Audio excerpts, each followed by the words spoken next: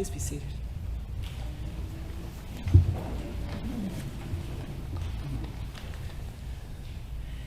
Just over a month ago, at 5:30 in the morning, in a town called Saint-Jean-Pied-de-Port in western France, I set out in the dark with 4 other pilgrims to walk the first leg of the Camino de Santiago. The rest of our group was being taken partway up the mountain by taxi, and we would meet up with them later in the morning. Our guide had prepared us for the fact that this would be a hard day. We would be walking 16 miles with 4,000 feet of elevation gain. She did not prepare us for the magnificent beauty of that day. It was a day I had anticipated with excitement and anxiety. I am really slow going uphill, and I've never done that much uphill in one hike.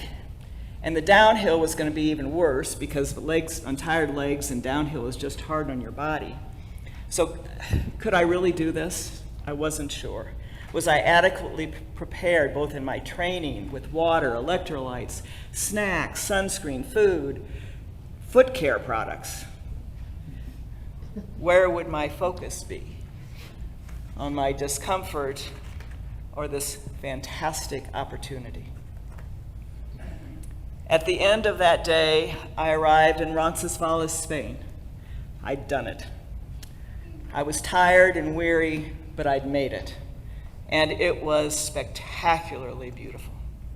Not as hard as I had feared. But 8 days after this triumph, I was writing home to friends how the Camino had absolutely defeated me that day. It had been raining all day. We had rain gear on and off, and then it would be too warm, and then you'd be cold. And I seemed unable to focus on anything other than my discomfort, my aching hips, and these tiny blisters on my feet, which I was absolutely sure were turning into gaping wounds, which they were not. I was just over a mile from our destination and passing through a small village and thinking how nice it would be to pull out my cell phone and call a taxi to take me that last mile and a half to the hotel where there would be a hot shower and a warm bed. And then I came across a man who was gently playing a steel-tongued drum by the side of the path. And it was mesmerizing. It was peaceful and somehow holy. And I stopped in my tracks to listen to him as other pilgrims streamed by. And that moment, probably less than a minute of listening to him play, gave me all the energy and gratitude I needed to finish strong that day. I even made the additional half-mile trek into town from the hotel and back again to get snacks for the next day. But food is a great motivator. But the story of Elijah in our first reading reminded me of my experience and how suddenly one can swing from feelings of triumph and elation to finding oneself in the wilderness, preoccupied with feelings of discouragement and defeat.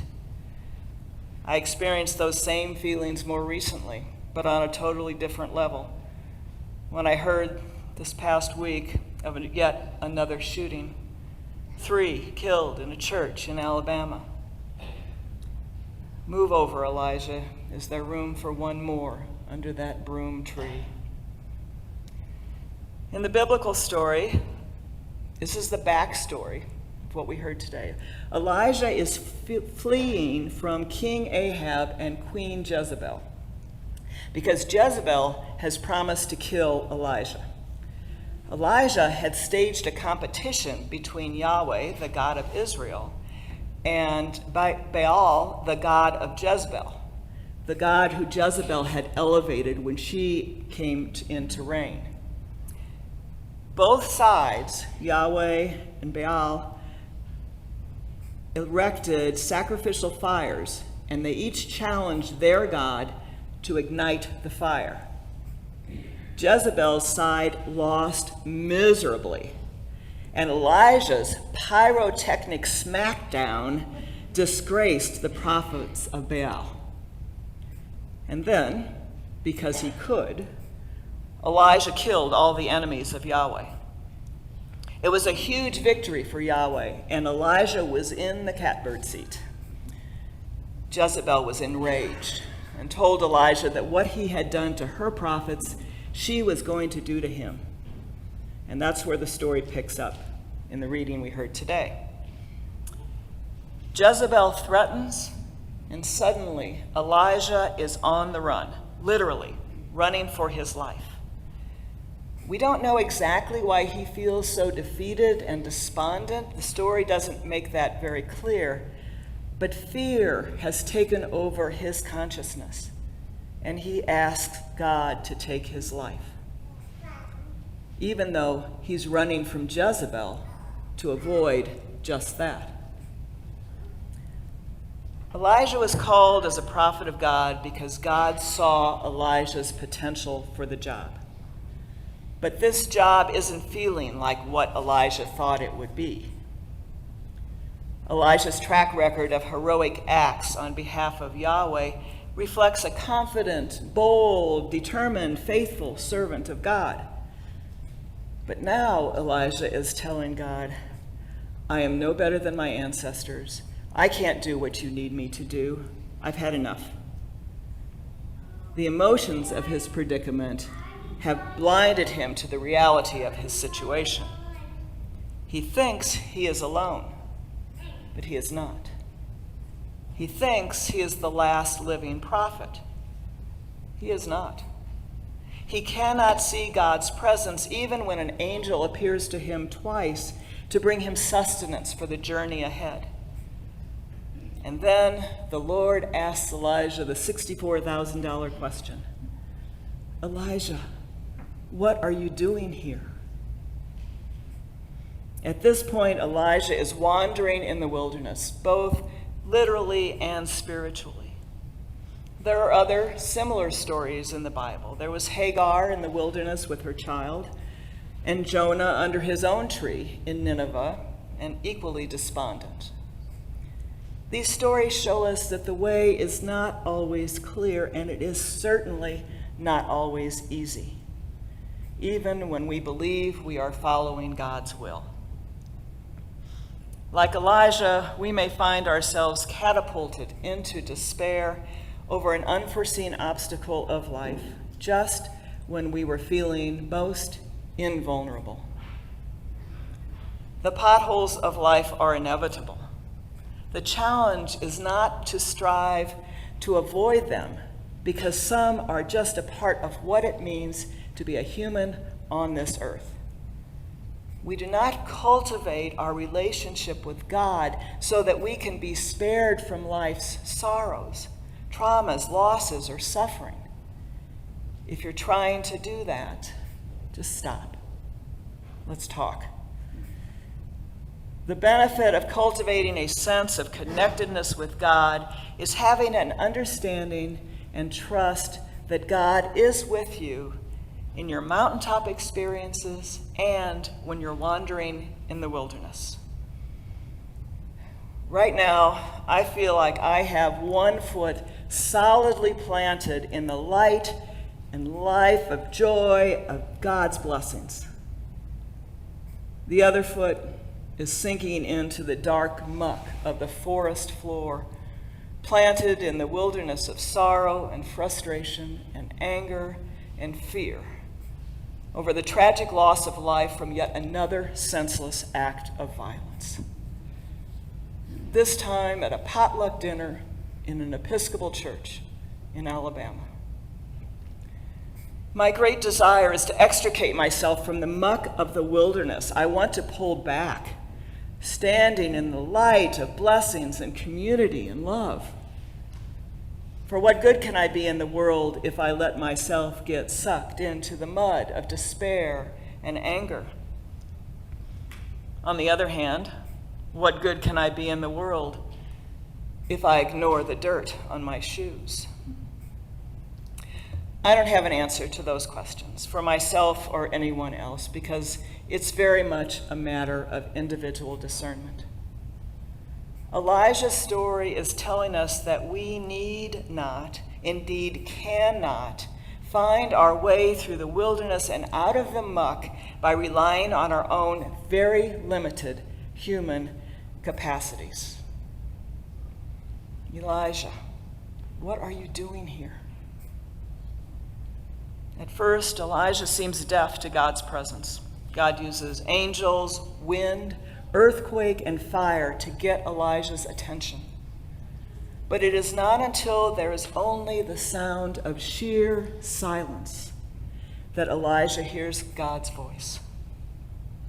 This bold prophet who defiantly confronted kings in the name of Yahweh has hit bottom. Only then, in his defeat and despair, he turns to God. Elijah steps out of the cave where he has been hiding, and God is there. Elijah's story is a great example of the fact that God is always present for us, but not always present to us. And that's for us to work on. God is wherever you choose to find God. But if we limit our appreciation of God's presence to the beautiful, inspiring, and triumphant moments of life, what happens when the world starts crashing in around you, as it inevitably does? The question is not, where is God in these troubled times? The question is, where will you turn at times like this?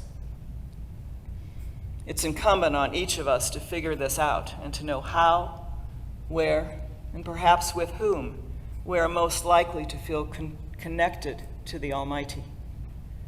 We must learn how to listen for that still, small voice. Learning to do that is not the same for everyone. It's a discovery process for each of us, but it is an essential life task. Many people find their connection in nature. Some cultivate a prayer practice or a gratitude practice. Some of us learn to pray with eyes wide open as we walk or run or wash the dishes. Centering prayer or some other form of meditation which quiets the mind can be invaluable. And whether you believe it or not, everyone can develop a practice of sitting quietly to invite God's presence. Recognizing the constant presence of God in our lives is what enables the discovery of meaning and fulfillment at a deep and powerful level. God is always trying to lead us forward. And when you can't take another step, when you're totally lost in the wilderness, God can and will provide others to keep you going. The seemingly insolvable political and cultural issues of our time can be overwhelming. And the challenges of our everyday lives are more than enough to lead us into the muck of despair and defeat. But there is an alternative. God can lead us to still waters. He can provide green pastures of recovery and relief. She can speak to us to restore our souls. God promises these things because we need them to carry on the work of the kingdom. The story of Elijah doesn't end with God allowing Elijah to quit his job. Elijah is sent back to finish the work he has been given to do. But this time, with trust that all he needs for success will be provided.